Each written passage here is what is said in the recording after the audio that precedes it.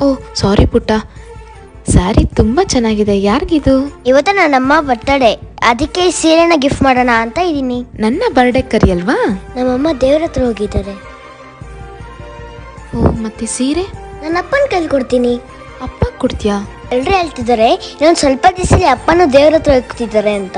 ಅವ್ರ ಕೈಲಿ ಕೊಟ್ಟು ಕಳ್ಸಿನ ಅಮ್ಮಗೆ. ಅಮ್ಮ ಅಮ್ಮ ಅಮ್ಮ, ನಾನು ನಿಮ್ಗೋಸ್ಕರ ಹೊಸ ಸೀರೆ ತಂದಿದ್ದೀನಿ. ನಾನು ಕೂಡಿಟ್ಟಿರೋ ದುಡ್ಡಲ್ಲಿ ಅಪ್ಪನ ಕೈಲಿ ಕೊಟ್ಟು ಕಳಿಸ್ತೀನಿ, ಉಡ್ಕೊಬೇಕು, ಸರಿನಾ?